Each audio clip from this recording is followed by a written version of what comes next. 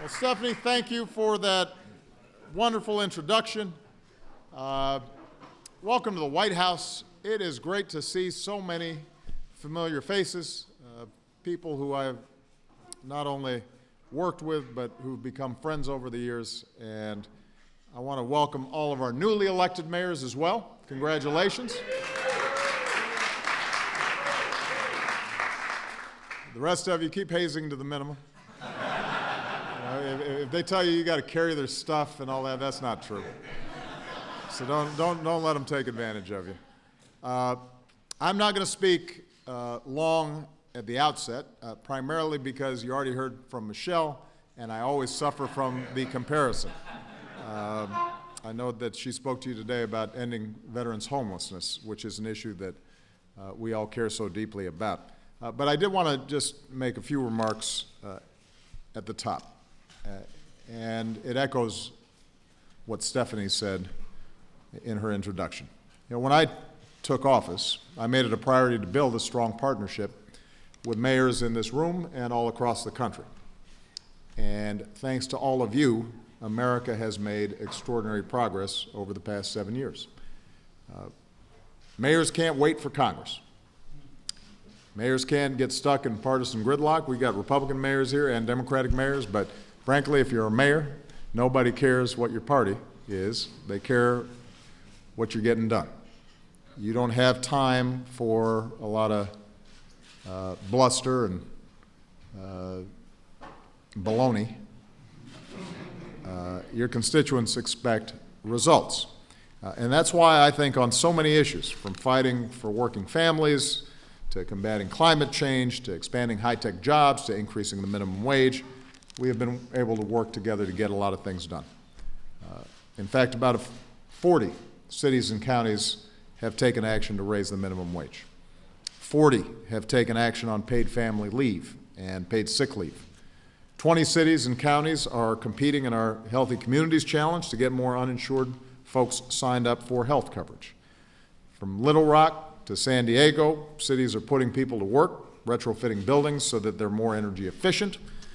Earlier today, my administration announced that we are going to award 13 cities, states, and counties $1 billion to help build more climate-resilient communities.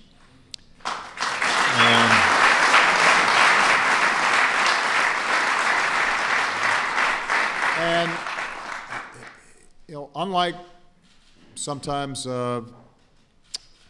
government officials at other levels, mayors understand that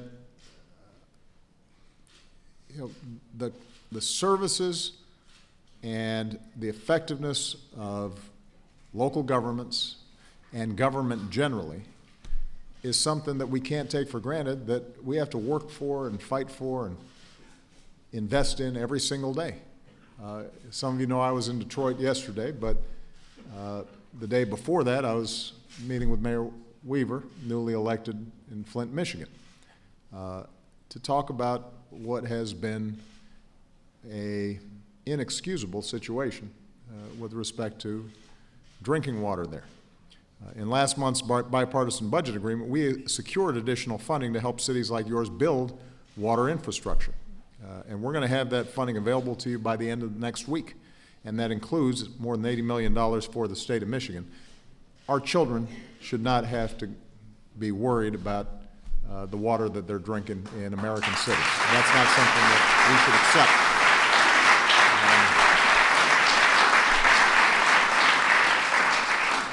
All of you are facing some chronic challenges.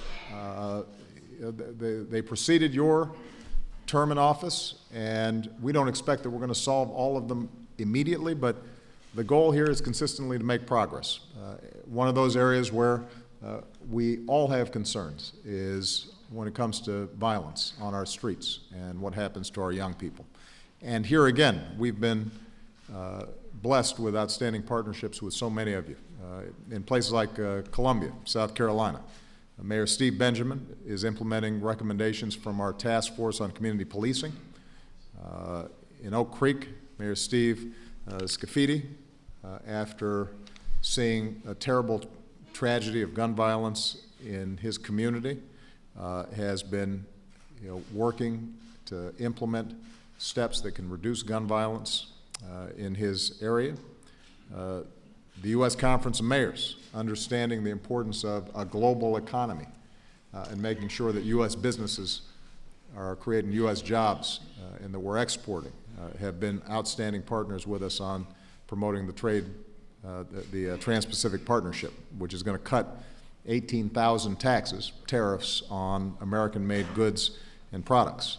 And that means that we're going to be able to sell more to other people. They're already selling to us. We want to make sure that we're out there writing the rules of the road so that American businesses and American jobs are not left behind in one of the most dynamic, fastest growing regions of the world. So many of you have worked together with us on My Brother's Keeper, and recognizing that we are going to have stronger cities, stronger states, and a stronger country if we make sure that every young person, particularly so many of our young men, are steered away from crime and away from prison and are getting the skills they need to live out productive lives. So we've accomplished a lot together on behalf of the American people. I could not be prouder of the work that we've done together. There's a lot more that I want to get done this last year. I still am pushing hard, and we have, I think, a real opportunity to get criminal justice reform done this year. We have to work together to combat the scourge of opioids and heroin that is spreading through so many of our communities across the country. We still have a lot of work we can do to improve our schools.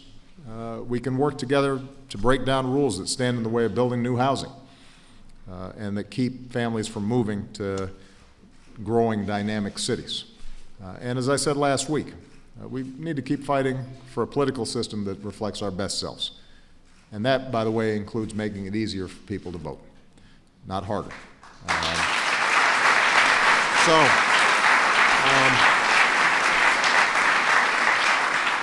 Bottom line is all of you are doing outstanding work. You are in the trenches every single day.